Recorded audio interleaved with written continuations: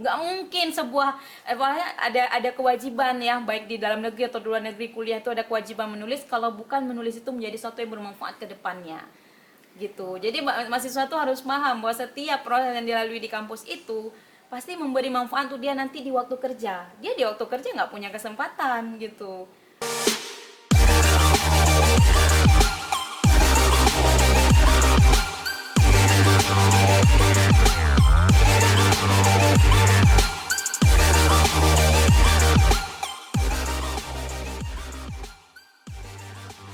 Assalamualaikum warahmatullahi wabarakatuh. Hai sahabat saya inisiatif, berjumpa lagi dengan kita ya.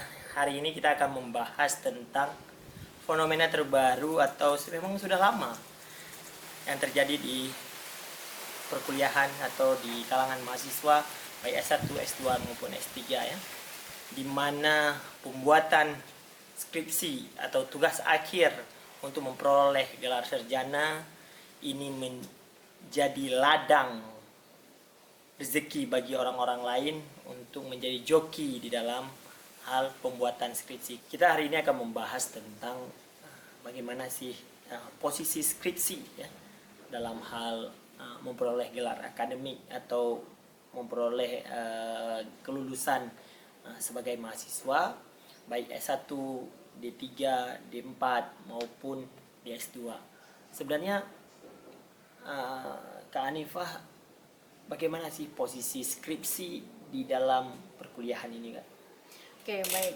Kalau kita melihat, idealnya kan skripsi itu dibuat di semester terakhir, Bang Dedi. Jadi udah selesai semua mata kuliah, nah mulailah dia menulis skripsi.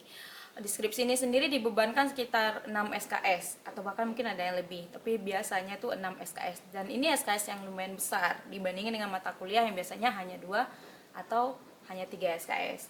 Kalau dibicarakan posisi, ya dia menjadi satu yang wajib udah pasti, bahkan di bawah tulisan yang paling depan di cover depan biasa ditulis sebagai syarat untuk kelulusan mendapatkan sarjana apa. Sekarang kita menarik lebih dalam ya, Kak ya. Sekarang kita banyak melihat baik di media online maupun di Instagram, di mana-mana ya, menjual jasa pembuatan skripsi. Di dalam akademik, dalam secara di keilmuan akademik, diperbolehkan nggak sih menjadi hal yang dilakukan memakai jasa pembuatan skripsi, tesis maupun laporan-laporan itu kan? Tidak dibolehkan, karena benar-benar di depan itu, di cover depan seperti saya bilang tadi ya, ditulis oleh gitu ya, sama kayak laporan, sama kayak juga penugasan yang mungkin kurang Pak dipahami oleh mahasiswa. Jadi di sini kesini-sini saya lihat yang tergerus itu adalah mental pengakuan atas sesuatu karya gitu. Sebenarnya sama aja sih kayak fotografi. Saya tahu lah banyak kan kasus-kasus fotografi mengklaim ini tidak ada tulisan credited by gitu ya, tidak ada tulisan diambil, fotonya diambil oleh apa gitu kan, sama aja itu kan karya gitu. Nah ketika penulisan skripsi juga di depannya ada tuh ditulis oleh gitu, misal oleh saya, ditulis oleh saya gitu kan, nama saya. Itu membuktikan bahwa tulisan itu adalah milik saya, karya saya. Meskipun nanti ada catatan yang memang misal, oh pengumpulan data dilakukan oleh enumerator. Itu ditulis di dalam bahwa pengumpulan data dilakukan oleh enumerator. Oh data ini dianalisis oleh siapa, itu ditulis di dalam. Tapi secara keseluruhan pertanggungjawabannya itu adalah milik satu orang. Kecuali memang ada yang artikel-artikel terlepas dari skripsi ya. Kalau artikel mungkin ada 2 atau 3 orang penulisnya. Dan itu jauh, itu credited ya namanya, itu ya kredit itu untuk siapa gitu, itu karya siapa. Jadi kalau sudah sampai ditulis oleh orang lain, berarti bukan karya dia. Sesederhana itu aja menjelaskannya. Sedangkan di dalam peraturan akademik kan dituliskan syarat ini sebagai syarat kelulusan untuk mendapatkan sarjana apa. Berarti itu syarat itu adalah milik dia pribadi, bukan punya orang lain. Yang menjadi masalah, mungkin sedikit saya sambung, yang menjadi masalah adalah memahamkan mahasiswa tentang ini gitu, yang nggak mudah gitu. Sejauh mana mereka melihat suatu karya itu harus berdasarkan siapa pemiliknya gitu. Apakah sense itu masih ada atau tidak? Kalau kita cuma jelasin bahwa setiap karya, apapun karya itu ada pemiliknya. Nah, itu tidak boleh diganggu gugat. Dan kita kalau punya kita terus ditulis oleh, misal kita yang nulis tapi orang lain mengklaim itu punya dia, kita kan bisa bawa ke ranah hukum. Sama aja ketika kita juga gitu ditulis oleh orang lain tapi kita klaim punya kita juga bisa dibawa ke ranah hukum karena memang itu ada aturan undang-undangnya. Jadi sense itu yang saya rasa tidak ada di mahasiswa gitu tentang karya, bahwa kita memang tidak boleh punya orang lain, kita klaim punya kita gitu, apapun bentuknya, skripsi, fotografi, apapun itu. Seperti diketahui Kak, sekarang banyak sekali yang membuat skripsi di tempat orang, memakai jasa-jasa orang. Kalau Kakak melihat sebagai akademisi, apa sih yang terjadi belakangan ini sebagai mahasiswa itu sangat rentan dalam hal apakah kemalasan atau memang dia tidak mengerti atau memang dia tidak mempunyai kapasitas untuk membuat skripsi itu. Baik, kalau saya melihat ya, ini dimulai dari mereka mengerjakan tugas harian atau tugas semesteran gitu ya. Ketika mereka diminta, karena kebetulan kalau bidang saya memang lebih banyak tugas itu berbentuk tulisan gitu Bang Deddy. Mungkin beda dengan yang bidang eksak, mungkin lebih ke di lapangan, itu kayak lebih jelas lagi mungkin ya, plagiarisme atau semacamnya itu mungkin akan agak sedikit lebih kurang dibandingkan dengan yang di non eksak. Non eksak kan banyak tugas-tugas tuh berbentuk tulisan, kita mengkaji dan lain sebagainya. Nah, saya melihat dari sini aja itu masih belum cukup kuat gitu. Benteng dari, kalau misal kita mau bicara benteng ya, karena saya selalu setuju tidak terlalu sistem yang kita perbaiki, tapi secara mental mereka juga harus paham pasti gitu. Kenapa ini harus ada sistem seperti ini. Misalnya nih contoh Bang Deddy ya, kenapa mahasiswa kalau ketahuan plagiarisme di satu skripsi, plagiarisme itu meniru atau menulis persis, misalnya 50%, 80% persis seperti milik orang lain, maka dicabut kesarjanaannya gitu ya. Mungkin mahasiswa tuh nggak nyampe pikirannya juga kenapa harus dicabut ya gitu. Nah, jadi menurut saya kalau memang Mbak Deddy ditanya apa masalahnya, dari sistem satu, dari mental satu gitu. Dua-dua tuh harus sama-sama diperbaiki.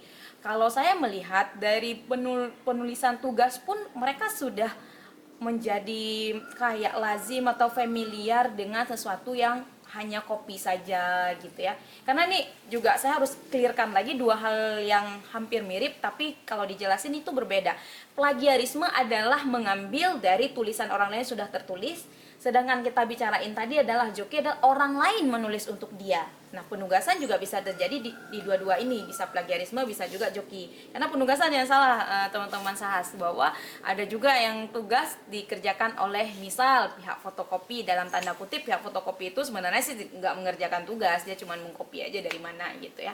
Jadi secara mental memang ada masalah gitu ya.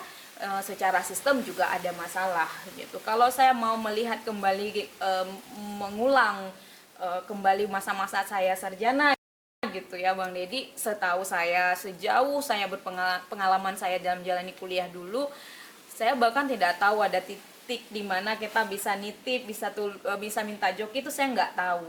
Nah, mahasiswa sekarang mungkin informasi tentang itu dia dapat dengan mudah. Mungkin ya, kalau saya mau mencoba melihat flashback di masa-masa saya S1. Kemudian yang kedua, waktu itu memang saya pikir waktu zaman 2010 ya, waktu saya S1 itu 2011 ke 2012 itu belum banyak juga referensi yang bisa kita ambil di internet. Jadi memang kita ya carinya skripsi yang udah jadi, kita ke perpustakaan, kita lihat, maka kan ada proses kita ngetik kembali, dan kita udah pastilah kalau ngetik kembali masa kita ketik persis, kayaknya itu kecil kemungkinan. Jadi banyak hal sih Bang Deddy kalau saya lihat. Mental mereka memang belum paham betul kenapa ini dilarang. Kemudian secara sistem pun ada sedikit pembiaran ya, agar ini terus terjadi.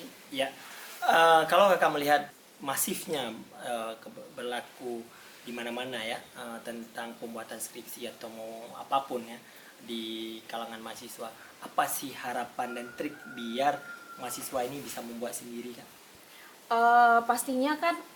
Pastinya mereka kan dapat 2 SKS tentang metodologi penelitian ya Bang Deddy. Kemudian juga penulisan semestinya juga ada ya diikuti, bukan hanya sekedar metodologi, mengetahui metodologi, tapi penulisan nggak ada ilmunya misalnya, kan juga harus itu dua hal yang ini, karena yang namanya penelitian yang menulis gitu, meneliti, mengetahui metodologinya, kemudian menulis, karena kita harus menyambung kalimat satu dengan kalimat yang lain.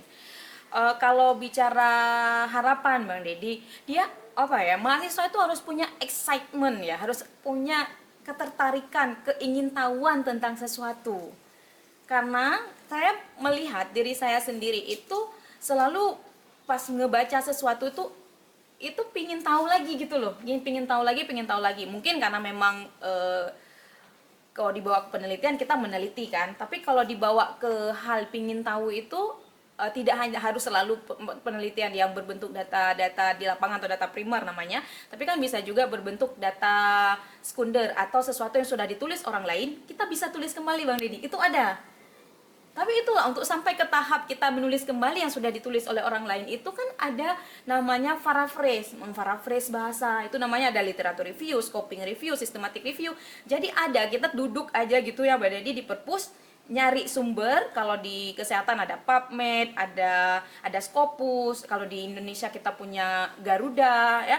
Itu semua sumber-sumber yang bisa kita ambil, kita baca per hari-hari, kemudian kita tulis kembali. Itu kan sesuatu apa ya, kalau memang punya rasa pingin tahu, kesenangan akan itu gitu. Tapi kan kalau posisi dosen sekarang, dia nggak bisa mentransfer kesenangan itu gitu loh Bang Deddy. Saya merasa kayaknya tantangannya di situ gitu, mentransfer kesenangan seperti yang dirasakan oleh dosen dalam menulis, mahasiswanya juga punya kesenangan itu gitu. Gimana caranya ya di zaman sekarang itu, yang mereka kayak lebih banyak hal lain yang lebih menyenangkan bagi mereka gitu, entertain lain lebih banyak daripada hanya sekedar melengkapi keingintahuan mereka gitu, atau keingintahuan mereka bisa terlengkapi dengan hanya menonton YouTube misalnya. Oh, saya ingin tahu nih bagaimana sebuah mesin bisa bergerak misalnya, ya cari di YouTube gitu, tidak lagi dalam bentuk bacaan-bacaan yang pada zaman semestinya kan, pada zaman sekarang itu ya harus balance juga, kita lewat mendengar, menonton seperti di YouTube, tapi juga lewat membaca, karena membaca itu dia punya proses yang panjang Bang Deddy. Beda dengan kita buat YouTube dengan kita membaca artikel itu. Saya selalu bilang ke mahasiswa-mahasiswa bahwa sebuah artikel yang kalian baca walaupun cuma sekitar 5 halaman atau yang paling maksimal mungkin ada 10 sampai 12 halaman, mereka sudah melalui proses sekitar setahun atau bahkan ada yang 2-3 tahun. Berarti kita tuh tinggal baca loh. Orang tuh sudah meneliti, kemudian memperlihatkan hasilnya. Misalnya dalam kesehatan, bagaimana efektivitas paracetamol menurunkan demam gitu. Dia kan sudah meneliti itu, melewati proses review yang panjang sampai setahun, 2 tahun, kemudian publikasi. Kita tinggal baca yang udah jadi. Jadi rasa keingintahuan, ini berharga nih, itu yang saya pikir masih susah kita transfer ke mahasiswa, bahwa kalian harus punya kesenangan yang sama gitu Bang Deddy. Karena akan sulit kalau memang seorang itu tidak punya kesenangan akan sesuatu hal, akhirnya hanya sekedar tanggung jawab untuk bisa dapat sarjananya saja. Logikanya ya, kita pasti cari yang sederhana, kita pasti cari yang kayak 2 juta mungkin ya, teman-teman mungkin bisa cek sendiri, harga 2 juta, 3 juta bayar jok itu nggak seberapa kan, kalau mereka pingin cepat gitu. Ya, kalau kita melihat bagaimana cara membenteng diri biar tidak tergiur dengan hal jokian itu. Kan sekarang kita melihat kawan dan seminar, kita belum apa-apa, kita nggak bisa menulis. Apa sih yang bisa membentengi diri kita, Kak? Long term goal ya, istilahnya kayak rencana ke depan atau apa ini namanya ya, iya, long term goal itu bahwa ada rencana yang lebih besar ke depan, bukan hanya sekedar lulus sudah gitu. Kalau kita melewati proses, sebutlah 6 bulan ya, 6 bulan proses menulis, mencari sendiri. Nah, itu kan akan menambah keilmuan sendiri yang nanti setelah tamat ya, mereka-mereka yang belum bekerja itu akan menjadi kekuatan dia untuk bekerja nanti gitu. Karena itu memang dibutuhkan gitu. Nggak mungkin sebuah ada kewajiban ya, baik di dalam negeri atau di luar negeri, kuliah itu ada kewajiban menulis, kalau bukan menulis itu menjadi sesuatu yang bermanfaat ke depannya gitu. Jadi mahasiswa itu harus paham bahwa setiap proses yang dilalui di kampus itu pasti memberi manfaat untuk dia nanti di waktu kerja. Dia di waktu kerja nggak punya kesempatan gitu. Setiap kesempatan yang ada bayar gitu kan, pelatihan, setiap ada kesempatan bayar gitu Bang Deddy. Kok nggak ya, mereka nggak akan prepare, nggak akan siap menghadapi dunia kerja nanti yang memang kayaknya menulis berbicara itu kan bagian dari pekerjaan ya, yang mereka harus paham. Oke, saya rasa sangat memadai pembicaraan kita hari ini, Kak. semoga bisa diambil manfaatnya bahwa segala sesuatu itu memang harus proses tanpa harus instan ya. Semoga kedepannya banyak generasi-generasi muda atau generasi-generasi mahasiswa itu membuat proses ini menjadi nyaman dan disenangi, bukan menjadi situasi instan yang dilalui. Tetap di Sahas Inisiatif, sampai jumpa dan see you. Assalamualaikum.